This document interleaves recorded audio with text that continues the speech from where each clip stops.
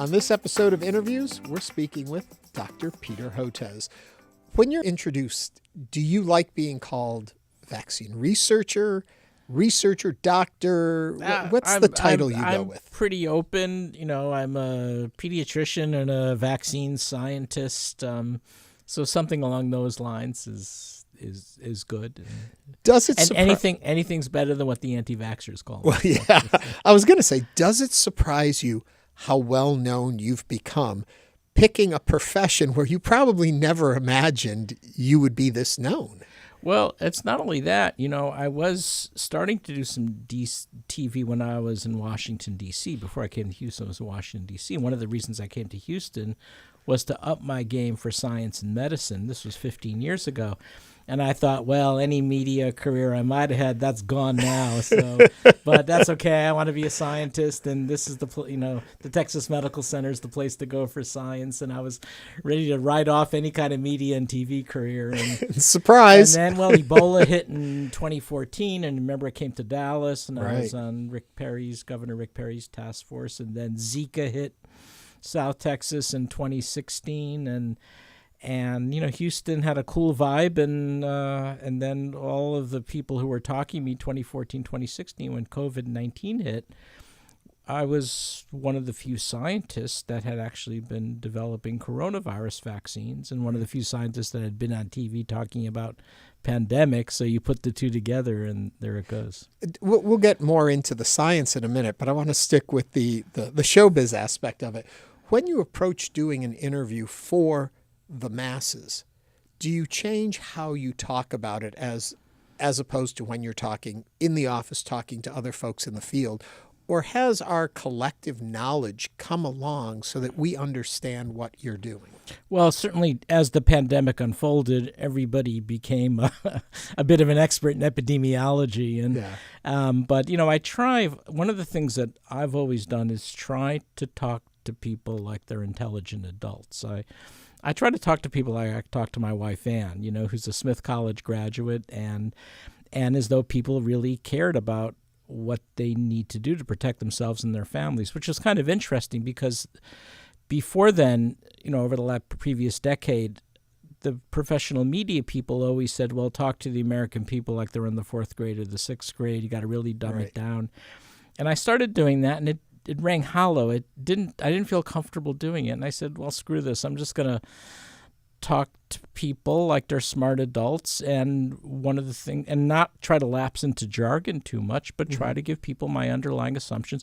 Talk to people as though they were a loved one who I really cared about, or a close friend who I really wanted to help them and give them the information they need to help themselves and their families. And that style has seemed to work for me pretty well. In the work you do, aren't we in some way all your loved ones, the ones that you're caring and trying as a species on this planet, you're trying to keep alive?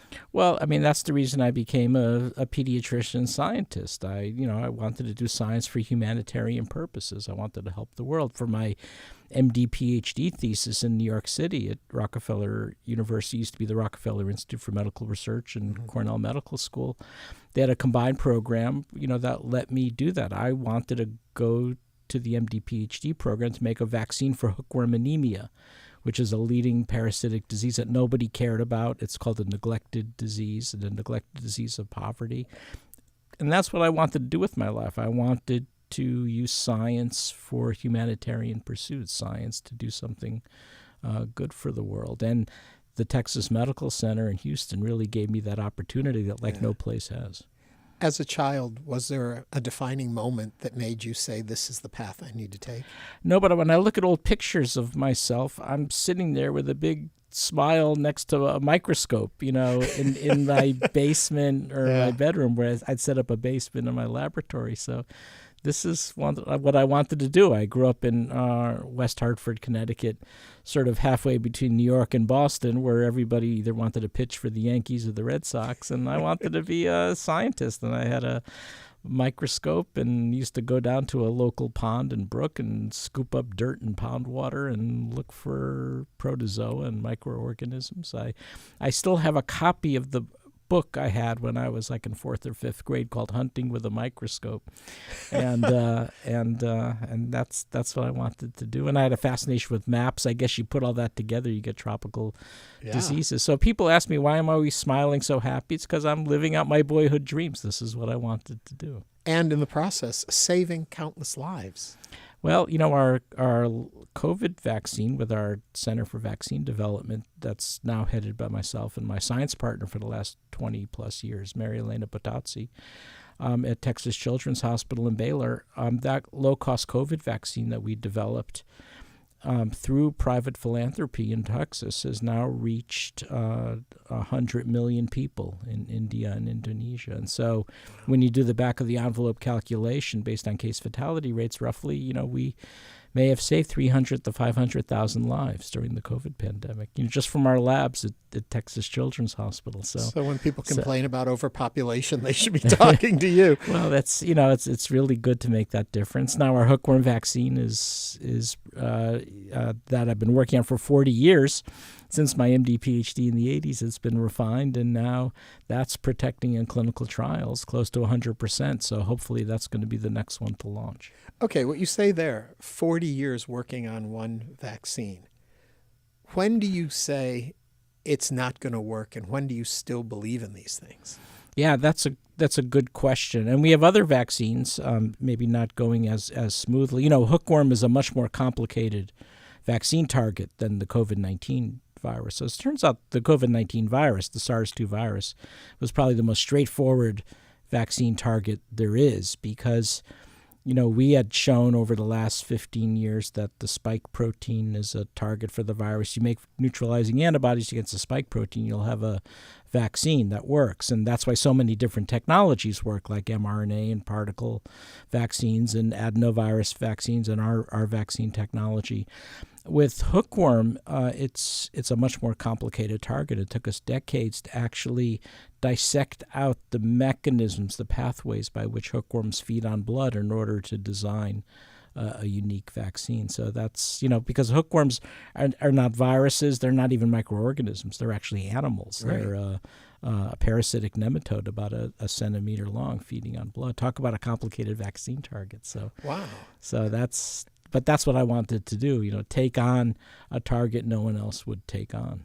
So what was the key that broke it open for you to get to where you have? The key was having the financial support initially, and now for the hookworm vaccine, it was the Gates Foundation and the NIH, and to help us identify the steps required for hookworm blood feeding and that target, and being able to then scale it up and produce it under a quality umbrella and show it works in a clinical trial.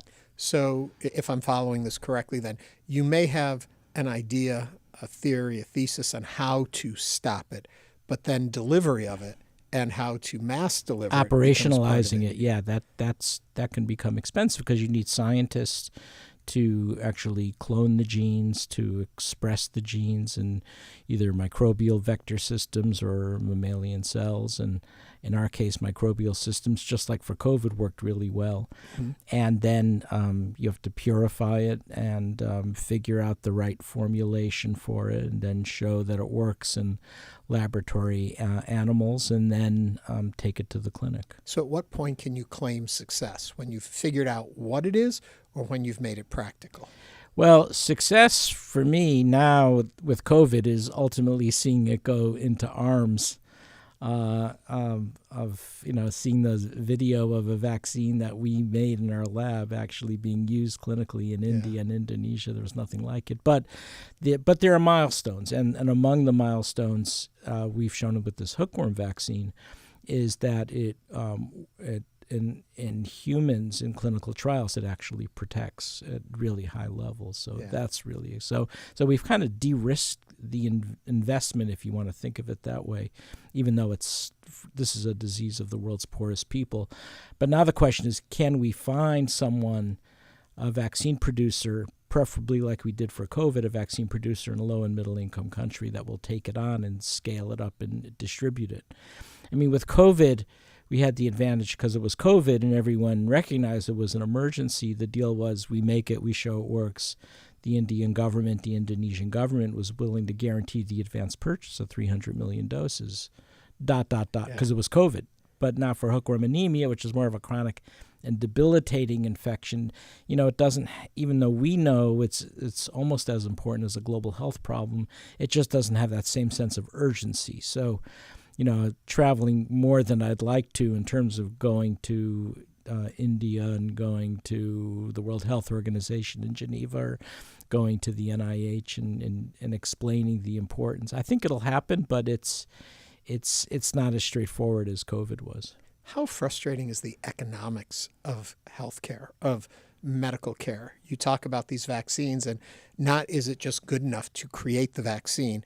People have to be able to get it, which is affordability. So one of the things that I say is with our hookworm vaccine, after 40 years of my plugging away at it since I was a medical and graduate student, now I just realized I may have done the easy part, because now you've got to. It's what's the sustainable finance model? Right. What's the economics? And that, in some ways, making the business case for it is almost as complicated as the science. So do you have which to is also one of the exciting things about vaccines. But relative to your point, I get young people coming up to me at different stages in their life, whether they're undergraduates or medical students or graduate students, or trying to figure out what they want to do, and they say, "I want to do global health." And one of the things that I tell them is, we don't have enough people addressing global mental health issues, so become a psychiatrist or mental health counselor.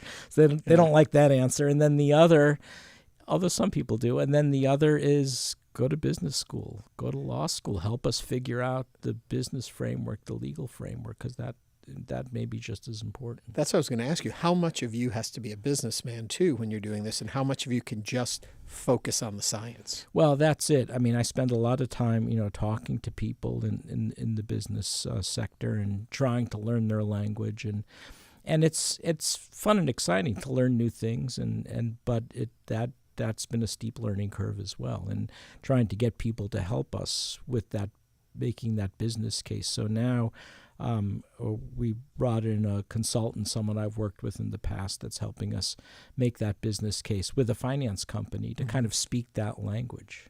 I would think that would be the hard my youngest son, Dan, is in oil and gas financing, so I talked to him a lot. Oh, good. So try to help me figure this out. When you went into this profession, when you were starting out, as we said, 40 years ago, some odd years ago, how different the landscape is today. And I think about it often when people talk to me, and we talk on other radio programs about vaccines and their effectiveness of it. And I always go to, polio, we had it, we don't. We had vaccines, they worked. You look at the death rate globally and even in this country from COVID, and you see from when the vaccines came online and the deep decline right away. And so you have to say these things are working. But somewhere out in public, somewhere along the line of your whole career there, people started to doubt the science, to doubt what was going on.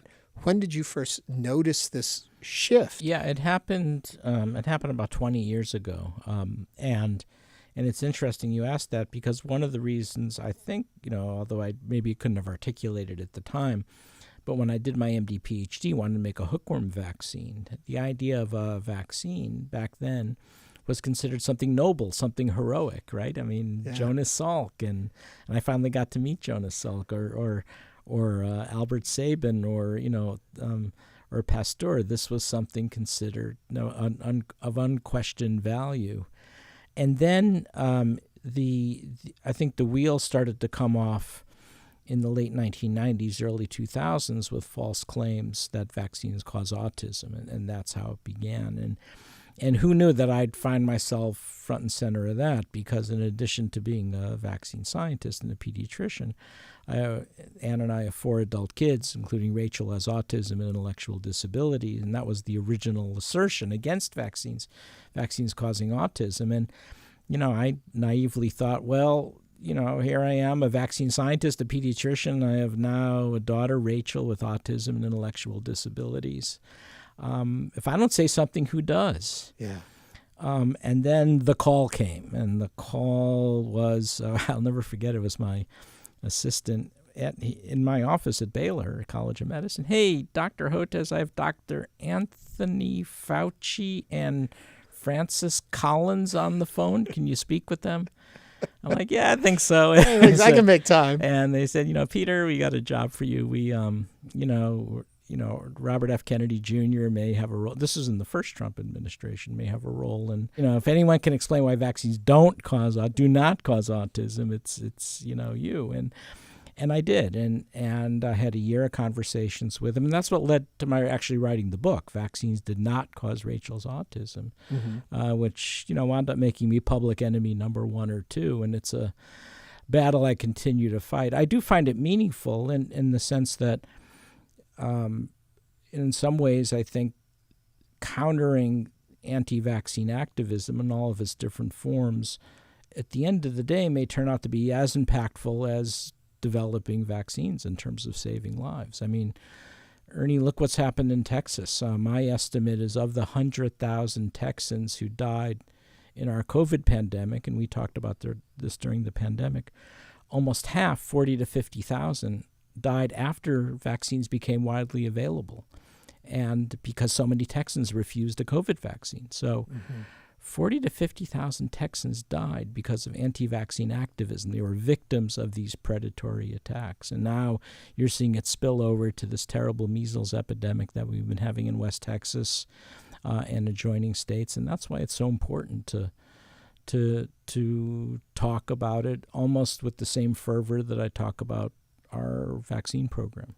Today, and I ask this to kind of help fully understand the discussion, is how much do we understand autism today and causes for it?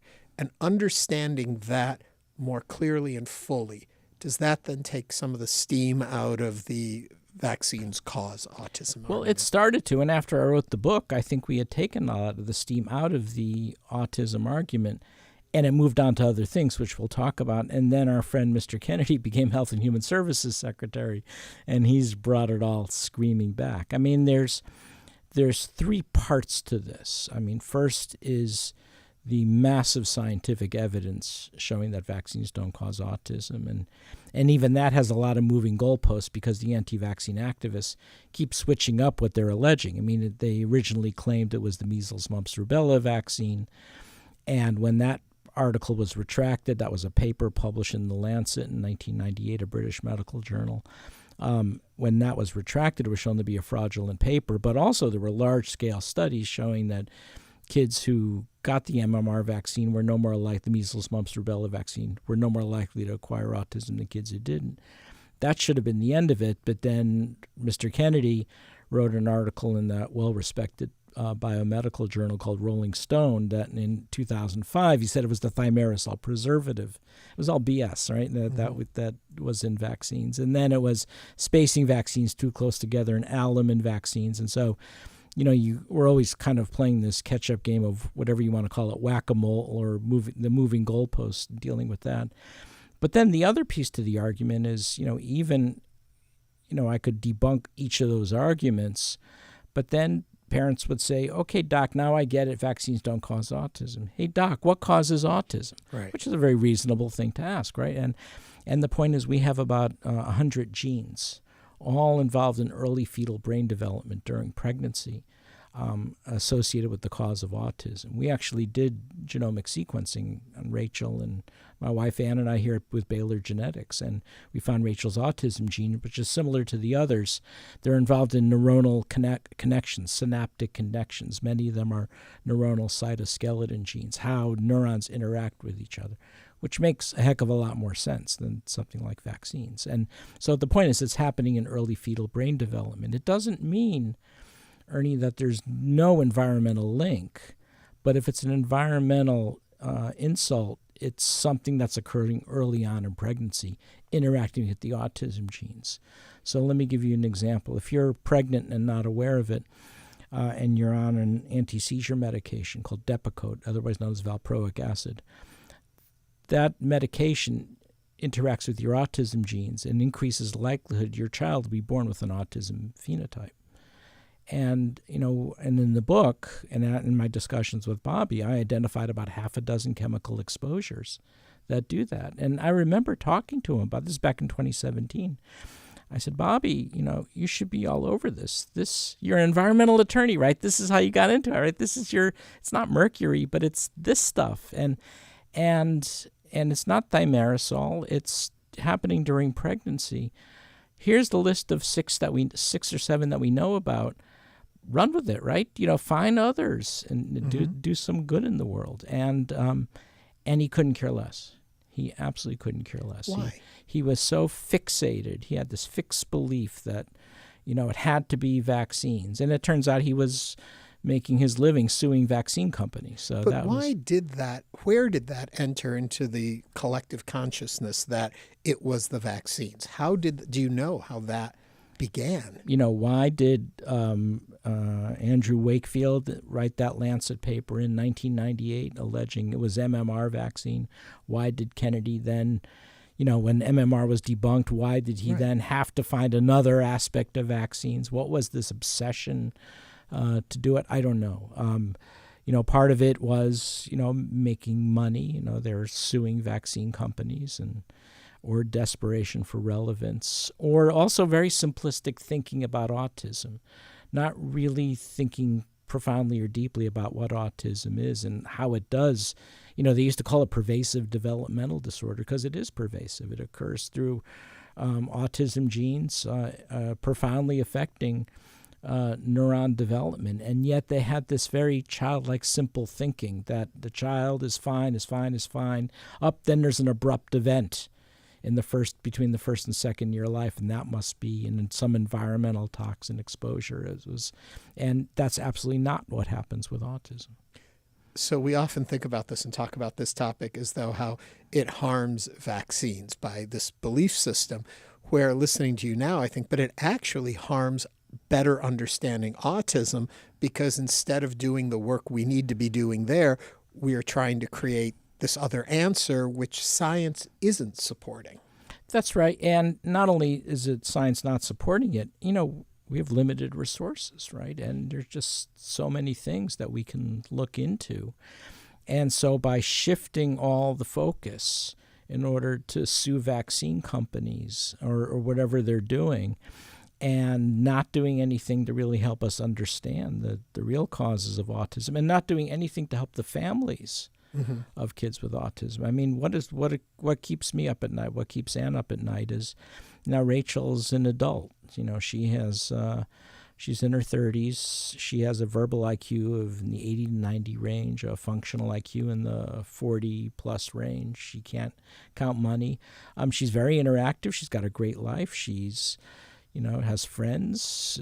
She walks to Goodwill every day. Goodwill's been an amazing organization for her, and she gets a paycheck she's very proud of. And the problem that we face is what happens after we're gone, because she can't live independently and there's no safety net. So that's a big worry, as well as other adults with intellectual and developmental disabilities. And that's what we need help in, not Mr. Kennedy, coming up with these crackpot ideas about vaccines, problem number 1. Problem number 2, and the way he talks about people on the autism spectrum in the darkest terms, right? He says, quote, unquote, to paraphrase, they can't use the toilet, they don't work, they don't contribute to society, they don't pay taxes. My first one is go to hell, Bobby.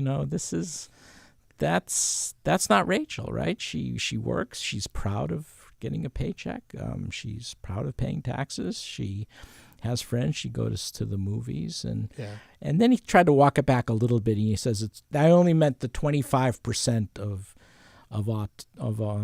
people with autism. I don't even know where he gets the 25%. So, and then he wants to create this registry of people after he talks about vaccines using a lot of Holocaust imagery and that sort of thing. I mean, I don't want my daughter to be on Mr. Kennedy's registry. But again, it sucks all the oxygen out of the room of what parents with kids and adults with intellectual and developmental disabilities really need. So it does damage on multiple fronts. It stigmatizes children and adults with autism. It sucks away resources from things families really need, and it minimizes what people who are needed to help people on the autism spectrum, what we're trying to do. Yeah. You mentioned that first conversation. I changed the topic when you were talking about it with Bobby Kennedy, and I'm curious, Junior, what that actual engagement was like and what you took away from it, from him receiving your message or dismissing it. Well, it was done. I never met him in person. It was all I met Tim Shriver, who was mediating. I met, but not Bob. It was done through phone calls, and a couple of Zooms also, but overwhelmingly through phone calls and also emails as well. And he wasn't, terribly. I mean, he was, I guess, reasonably respectful. I found him, there was definitely no warmth between us. I tried to kind of engage him and bring him out a bit, but, he has this very fixed thing. So I found it, and he probably was frustrated with me, but I was certainly frustrated with him, that he, would not listen to anything to do with the genetics of autism or the role of early fetal brain development. He would instead continually bring up these odd facts or factoids and then string it together to create this false narrative. So it was always... Did he want this conversation, or was he begrudgingly brought into it? I don't know. I don't know. I mean, by his tone, I got the impression it was begrudging, but I don't know that for certain. Yeah.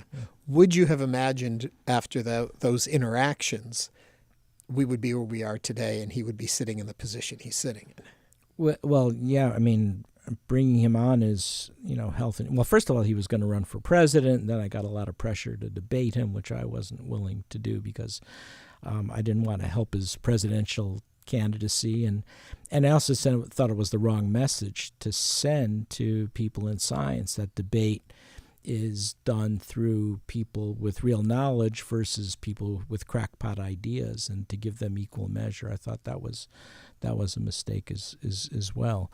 But then, becoming Health and Human Services Secretary, that was a real disappointment. And, I guess he had made public assurances that he wasn't going to go down the anti-vaccine rabbit hole, and he's clearly reneged on all those commitments as well from day one. I mean, and, while we're in the middle of a measles epidemic, what's he doing? He, says, well, you can either get the measles, mumps, rubella vaccine, which, by the way, is probably one of the safest and most effective vaccines we have, or, you can get this useless cocktail of supplements, vitamin A and budesonide and clarithromycin and cod liver oil.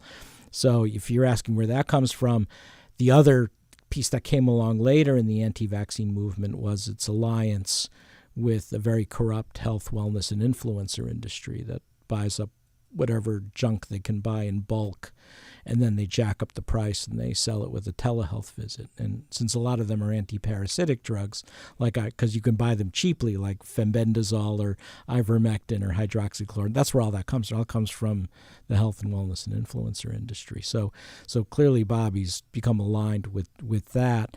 And then, all the measles denialism. He said the hospitalizations are due to quarantine or isolation. They're not. We have almost 100 sick kids who are hospitalized in Texas with measles. Or he says the measles, mumps, rubella vaccines contaminate with aborted fetal debris. It's a lie. It's a falsehood. And the list goes on. I'm curious why you correct from saying it's a lie to saying it's a falsehood. How do you? Well, it's clearly a falsehood. A lie implies intent, and how do you know, right? Okay. Can we have, in today's day and age, or can we get back to, I should say, if we ever did, medical science conversations without politics involved? It would be nice. It would certainly be nice, and some people ask, well, why do I bring up politics now? And I said, well, I didn't politicize it. Those guys politicize it. I'm just saying, and what I say is, look, you're entitled to your political beliefs. That's your right as an American citizen. But I say, don't adopt this stuff because it's so dangerous. I mean, this is why I care about it. I mean, 40 to 50,000 Texans, Ernie, needlessly died because they were victims of this anti-vaccine activism. They died because they believed the nonsense coming out of Fox News, coming out of Mr. Kennedy, coming out of Joe Rogan podcasts. And so it's become, anti-vaccine activism's become a killing force. And now there's no autocorrection, even though after all those people died, and 200,000 Americans probably overall. And even after that, now they're doubling down, and it's affecting childhood immunizations. We've had 2 kids, school-age kids, otherwise perfectly well, who died because their parents decided not to give them the MMR vaccine. They, too, were victims of this disinformation. And this is why I'm so out there trying to defend vaccines, defend the science, and call it out for what it is. Project this out, though, for people to understand. If we continue on this path of less vaccinations and less vaccinations, what happens? Well, what happens, I actually co-wrote an article with a former mentee of mine, Nathan Lowe, who's now an assistant professor at Stanford. We modeled it out, and it means all of these childhood illnesses come roaring back. Measles is usually the first one back because it's the most highly transmissible, but the others will follow. Whooping cough or pertussis and tetanus, diphtheria, and then, God forbid, polio. And so that's where we're headed right now. I mean, this measles epidemic has now been going, and that started in West Texas, is now in 4 states. It's caused almost 100 hospitalizations. It's still going. I mean, the Texas Department of State Health Services issues on Tuesdays and Fridays new updates, and every few days there's more and more measles cases. So that started in January, so now it's going into June and soon into July. And I think there was the Centers for Disease Control that were the ones who originally defined measles elimination status. And when you lose it, and you lose it when you have sustained transmission for a year or more. So I worry that's where we're headed, and the others will follow. Could there be in this situation a silver lining of, as we see more illness, as we see, and I hate to say it, more casualties, people start to open up and re-explore and come back to the world of vaccine? Well, that would be a hope, but as I've said, so far we've not seen the autocorrection. I mean, if 40 to 50,000 Texans needlessly died because they refused COVID vaccine, there was no self-reflection, auto-reflection, or 200,000 Americans. Instead, there's doubling down and making up all these false statements, saying mRNA vaccines are causing turbo cancers when there's no such thing, or they call it the clot shot when it's the opposite. It's the virus that causes thromboembolic events in the coronary arteries. So if that didn't cause an autocorrection or a self-reflection, what makes us think now measles hospitalizations and deaths are going to? So I don't know. Hard to say. I mean, the disinformation machine is so powerful and so strong and so dominant. And now they're in power, right? They're in charge of Department of Health and Human Services and the FDA. You're seeing what's happening with the Centers for Disease Control and their advisory committee on immunization practices, stacking it with anti-vaxxers. I don't know that there's going to be an autocorrection, at least not anytime soon. Oftentimes you'll hear people going through the list of what's in a vaccine, and with the assumption there's a lot of stuff that doesn't need to be there. Are there things that we could do without in our vaccines? Are there things in our vaccines that are harmful? Certainly not in the quantities that are in the vaccines. Remember, the FDA has historically and still does require you to justify every component that's in a vaccine, including what are called the adjuvants. So the adjuvants are immune stimulants to make the vaccines more powerful in terms of inducing an immune response. The FDA will typically require you to do clinical trials to justify that you need those adjuvants. So I can't think of things that are added into vaccines that the FDA would say, no, you don't really need that, and keep it in there. Globally, tropical medicine is one of your strong areas, one of your checks. What you see happening outside of our sphere, outside of the U.S., that is concerning you and that you are also hoping to keep in check? Well, there's a few things. One, I'm seeing a globalization of the anti-vaccine movement. You're seeing it on the African continent, and you're even seeing it in Latin America, which I hadn't seen before. You know, if you're a pediatrician at Texas Children's Hospital, we have a great relationship with the pediatric societies in Latin America, in Colombia and Mexico and in Central American countries and Brazil. And I've gone there to speak, often on behalf of Texas Children's Hospital. And I'd often start out congratulating the pediatricians for holding the line, not letting anti-vaccine activism from the U.S. contaminate the Latin American countries. But that's starting to weaken and starting to falter. So I'm worried that we could see this whole global unraveling. At the same time, I'm worried about emerging diseases as well. I mean, we've had now this regular cadence of pandemic threats, beginning with SARS, severe acute respiratory syndrome. SARS-1, it was called, back in 2002.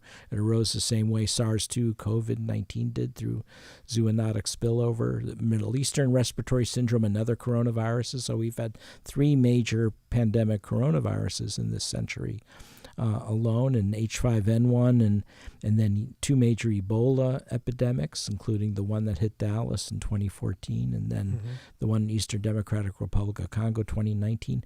And those are the ones that are better known. The other thing that's happening that not many people talk about, but we're quite concerned about, is what's happening here in Texas and the Gulf Coast, with the rise of mosquito-borne illnesses, tick-borne illnesses, and it's happening because of this confluence of climate change and urbanization. So a lot of people know about West Nile virus, but they don't realize now dengue is spreading outside of Brazil and into the Caribbean, and I worry that we have the same mosquito that transmits dengue in the Caribbean and Brazil. It's called the Aedes aegypti mosquito. It's an urbanized mosquito, and we've got it all over Texas, South Texas, and the Gulf Coast, including here in Houston. And so I'm worried about dengue. I'm worried about Zika, which is also transmitted by the Aedes aegypti mosquito. I'm worried about chikungunya, which is transmitted by the Aedes aegypti mosquito. And when people ask me, hey, Doc, what thing worries you more than anything else? They're often surprised when I say it's yellow fever. Really? There I am too. Yellow fever has been in the Amazon rainforest for a long time now. The Pan American Health Organization, which is the World Health Organization in the Western Hemisphere, has now issued an alarm that they're starting to see it expand outside the Amazon into more populated areas of southeastern Brazil, closer to Sao Paulo and Rio de Janeiro, open to Colombia. And that's the one that worries me, because there's nothing that will destabilize a population and create fear like a yellow fever epidemic. And we've been there. I mean, in 1867, this area had its worst yellow fever epidemic. It probably came in through a ship in Indianola on the Texas Gulf Coast, but it affected Galveston, it affected Houston, Brenham, Texas, LaGrange, Huntsville. It killed thousands of. It was the leading cause of mortality during that 1867 epidemic, and it caused people to flee communities, abandon communities, and now that we're starting to see it rise again, for different reasons now because of climate change and urbanization, that I worry about that, and we don't have any vaccine stockpiled for yellow fever. And it's a really rough vaccine. It's a live attenuated vaccine. It's one of the first vaccines that we had. It was developed in the 1930s by Max Tyler. It's a live virus that's very reactogenic and produces pretty bad side effects, far worse than an mRNA vaccine does. So I worry if this were to, not only do we not have any stockpiled, we have no effort to make an improved yellow fever vaccine that's safer. So there's a big vulnerability there. Why don't we? If we're seeing this growth of it? I think part of it is it's sort of what I call a flyover nation concept. And this is one of the things I didn't really appreciate till I moved to Texas. What gets people's attention in Washington, D.C. is if it's a problem affecting the Acela corridor, the Amtrak Acela corridor between Washington, D.C., Baltimore, Philadelphia, New York, New Haven, and Boston, then it gets people's attention, or if it's on the West Coast. But people don't care as much in Washington, D.C. about the problems in Texas and the Gulf Coast. That's playing out again. That's one reason.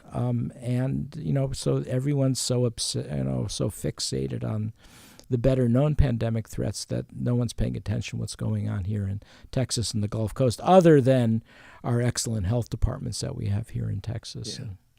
Yeah. With COVID and the distrust in vaccines and the mRNA vaccines that people thought were like new witchcraft because they weren't familiar with them and it came up so quickly. And if people aren't getting vaccinated, do we see COVID-19 resurging? And if we do, what does that look like today? Well, with COVID-19 specifically, by now so many people have been infected, sometimes multiple times, or infected and vaccinated, or vaccinated with breakthrough infection, that I think on a population basis, specifically around COVID-19, I don't expect to see a big surge in deaths anymore. But there's still vulnerabilities, and it's still important to keep up with their annual immunizations, particularly if you're in a high-risk group, like being older, having underlying risk factors, and also being pregnant. I think that's another thing that really disturbed me. What HHS did was not understanding how COVID-19 is so devastating during pregnancy and the beneficial effects of vaccinating. Do we know long COVID? Do we know exactly what's going on there yet, or is it still mysterious to us? Well, it's still the mechanisms are still up for grabs. There even the possibility of persistent virus. And that kind of hypothesis has kind of gone in and out. Most people believe it's probably not due to persistent virus, but an overactive immune response to the COVID virus, so the host inflammation that goes on. Another interesting phenomenon is long COVID could reactivate Epstein-Barr virus, the cause of infectious mono. So maybe that's a component of it as well. But I'll tell you one thing, Ernie, that people don't realize. When Kennedy and HHS came out and said that we're no longer going to recommend we're going to try to stop vaccinating not only pregnant women, which is completely makes no sense, but even kids, because they're very focused on the mortality rates in kids, which are still significant, but not nearly as high as adults. But one of the things they forget are excellent studies showing that COVID vaccination prevents long COVID in kids, which is still important. I have a joke when I go to my pharmacist or to my doctors, and I'm always like, what vaccines have you got? Like, well, which ones do you need? And I'm like, all of them that I don't already have. And people joke, oh, no, you don't want to get over-vaccinated. Can you be over-vaccinated? If you're not keeping track of when you got your last COVID vaccine or other vaccines, is there harm in repetitiveness of this? Well, not like crazy amounts. Not well, like you weekly, don't want to. You want to do it according to recommendations, right. But that's unfortunately one of the weaknesses of the mRNA technology. I mean, every vaccine technology has strengths and weaknesses, including our recombinant protein vaccine, which looks like it could be pretty durable. But unfortunately, the mRNA technology, even though it's highly effective, is not very durable, and it starting around 6 to 8 months afterwards, it starts to go down. Hence the need for an annual immunization. So but the more traditional vaccines have longer effectiveness in some way? Usually. I mean, I remember, in the start of the COVID pandemic when vaccines first rolled out, remember they said it was going to be 3 weeks apart for the Pfizer and 4 weeks for Moderna. I know I'm bringing back old memories. Yes. And then you're done. And I said, well, wait a minute. That doesn't make a lot of sense to me because as a pediatric vaccine scientist, I know the way we give immunizations as kids. You give a series of primary immunizations typically. And unless it's a live virus vaccine, you then wait 6 months to a year and you have to give a boost. So don't forget, we're probably going to need a boost for this mRNA vaccines. And I said as much. And then when that came to pass with the beginning of the Delta wave, I was looking like the smartest kid in the class. But I didn't realize that the durability of protection was going to be so modest, 6 to 8 months. That was a big disappointment, but that is the reality. For people who didn't follow it, the work you were doing at the same time was a more traditional vaccine. Right. I remember all the talks about, you needed the freezing and being able to keep the vaccines, the mRNAs cold and all that. It wasn't practical for a lot of the world. And so you folks were working on something that was much more shelf-stable, much less expensive to create, and could actually hit larger swaths of people. And was a technology that was compatible with vaccine producers in low and middle income countries. So it's very similar technology to use that's make the recombinant protein hepatitis B vaccine. The most of this audience probably got as kids or they had their kids vaccinated with it. It's done through microbial fermentation in yeast, meaning you have a big vat and then you grow up the yeast in. So when you visit one of these vaccine producers that's making hepatitis B vaccine or our vaccine, it looks like a trip to the St. Arnold's Brewery on I-10. It's got that big fermentation vessel. And except the yeast are designed, instead of making alcohol and the goodies that go into making beer, they're making recombinant proteins. And it's a very stable technology. It's been around for several decades now. The proteins are very stable, so simple refrigeration. And it can even be a vegan process. You can do it without any animal cells or human cells. And that actually was fortuitous because one of the vaccine groups that we provided it to in Indonesia, which is the world's largest Muslim majority country, when we told them it was vegan, their ears perked up and they inspected all of our records and they were able to confirm that, and it got produced as the first halal COVID vaccine. So that was kind of cool. Wow. So stuff starts to happen. When you go to scale, things happen that you never would have thought of otherwise. Yeah. Another problem we have globally is clean water and the concerns surrounding that. And all of the things that can then, many of the viruses and things you work at to stop are because of our lack of clean water. Your feelings on that and where we're at today? Lack of clean water, food insecurity, absolutely. And, same with, parasitic diseases and bacterial illness and a lot of viral illnesses, including polio, rotavirus. So, in fact, there's even an acronym for it in our field. It's called, and it goes by the great acronym of WASH, water and I think A is and sanitation and hygiene, and WASH turns out to be really important. Yeah, it's funny to me that I think about all of these things and what you approach and what you're dealing with and there's a part of me that has to always wonder, and I'm sure you have too, are we supposed to be here? Is this planet saying, okay, we're moving on, we're doing new things here, and are we fighting against a war we can never win? Well, I think of more of that movie Don't Look Up, when they predict the asteroid's about to hit, and that's what, Mr. Kennedy and what's going on in Health and Human Services is it's Don't Look Up, and they're just creating this alternative universe of that's got nothing to do with science. And one of the things I say, Ernie, this is a country built on the greatness of our research universities and institutions, including some great ones we have here, right in Houston, University of Houston, and Rice, and Baylor College of Medicine, and UT Health. I mean, these are powerhouses, and what's going on at Houston Methodist, fantastic, and MD Anderson Cancer Center. I mean, this is why we're a great city. This is why we're a great country. And to flip it on its side and portray scientists as public enemies or cartoon villains, and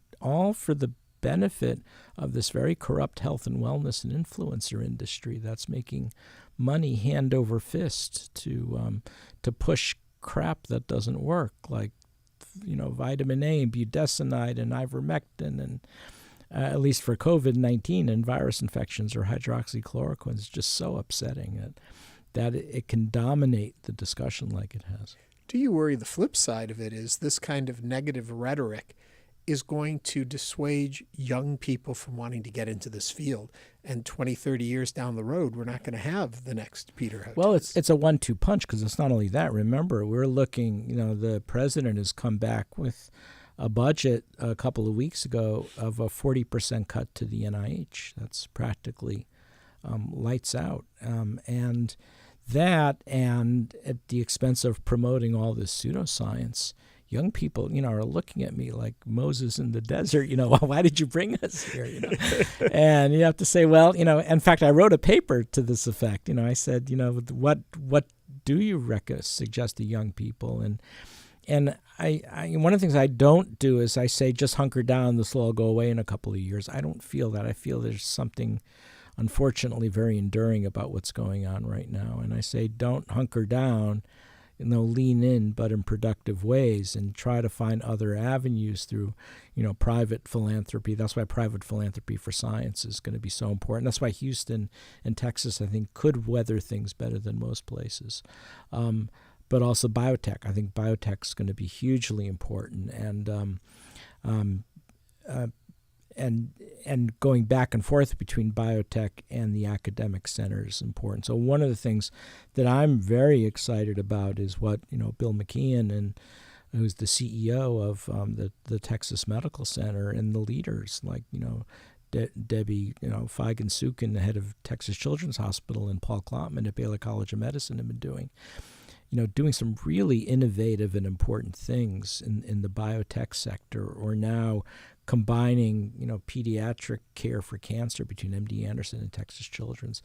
I think we're going to be in a better position to weather what's going on more than most places because of it. But it does mean that things won't be the same, and so the traditional route of first you have to get this type of NIH grant early on in your career called a K award, and then you got to switch it to something called an R01, then another R01, and that sort of thing. I think that cadence of things that people thought they had to do is going to slowly dissolve in favor of being more fluid between sectors, so that I can imagine the professor at the Texas Medical Center in the coming years might be spending part of their day, heading a smaller academic lab, but also having a biotech company, but also, getting involved with things like private equity and venture capital. We're going to have to find new areas to support That's the thing science. That I wonder, listening to you too, is that in all of the cutting to federal funding and grants and all of that,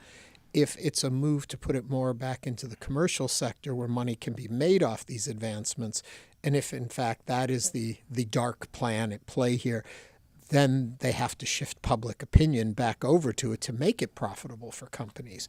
Could that be at play in this? Yeah, absolutely. Absolutely. So, there's no roadmap here. We've, this country is always, since World War II, and Vannevar Bush talking about this great frontier of science and cooperating with government.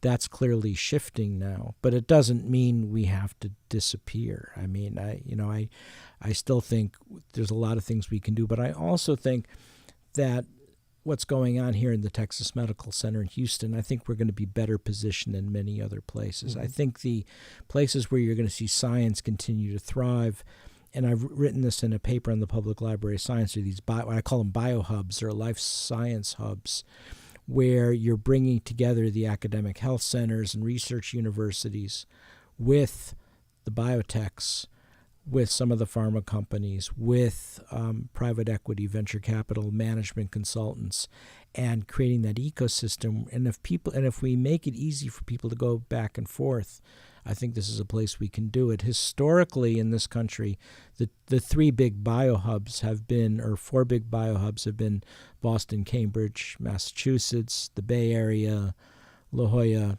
San Diego, California, and to some extent Rockville, Maryland, around there between Hopkins and D.C. But there's some new ones. So I think Houston's a great example of one of them. Cleveland with the Cleveland Clinic, and Chicago, even in New York, you're starting to see it. And I think those are the places that will be able to take this on in a bigger way.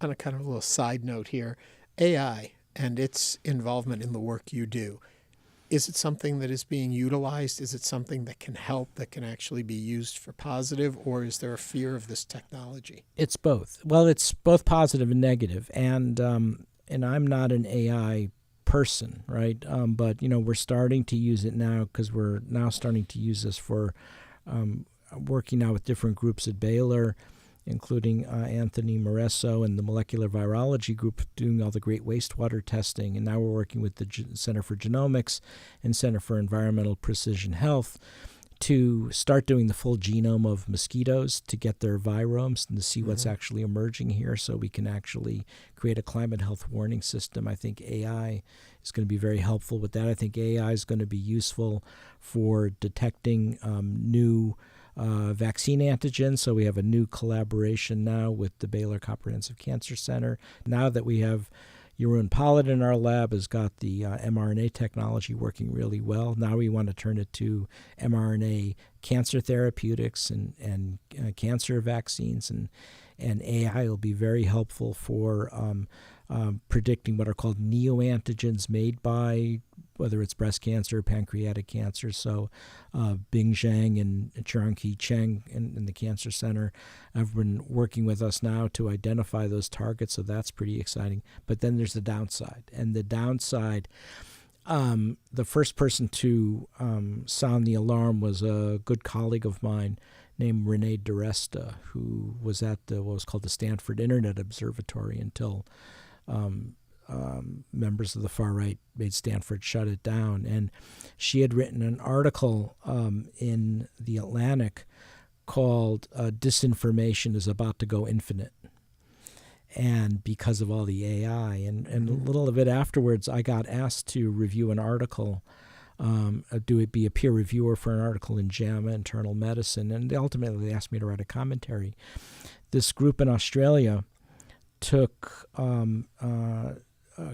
used AI programs to see if they could create health disinformation blogs around two topics, around vaping and vaccines. And I guess that's why they asked me to review, because of the vaccine component. But they looked at the Google program, the Microsoft program, and I think ChatGPT. And I think it was the Google and Microsoft actually had stoppers. They blocked it, which was kind of great. But I think ChatGPT let it rip, and they generated something like 100 disinformation blogs in an hour. Wow. And not only that, the blogs were tailored to specific groups, whether it was African American populations or pregnant women, and it mixed up fake references that sounded real with real references, so you couldn't figure out what was fake, what was real. I mean, that's what propaganda is, right? It's not that you want to convince someone of the lies. You just want to, what the propaganda people say is you just want to make it so confusing you don't know what's real or what's not. That's what AI did. So the capacity for AI to generate disinformation is really frightening. Okay, as we bring this conversation to a close, give me hope. Well, there's a lot of hope, and I have more hope being here in Houston in the Texas Medical Center than I would have if I were in other parts of the country. I think, Texans have an innate resiliency based on our culture.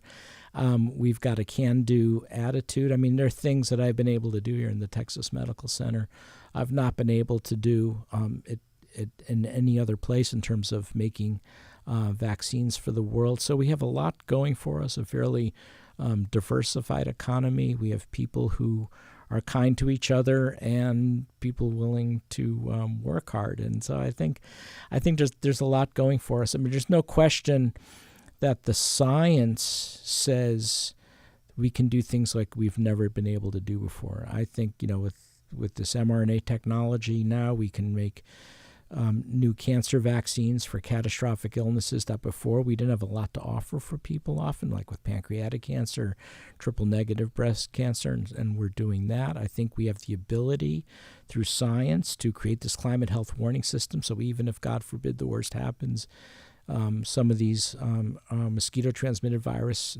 diseases start hitting the Gulf Coast, we'll be ready for it. We just have to figure out a way to quiet down the wackadoodle and to keep that in check. And as long as we can do that, I think we'll be successful. Dr. Peter Hotez, always a pleasure. I always learn something when I get to sit across from you. Thank you for doing this. Same, Ernie. I appreciate it. Thank you.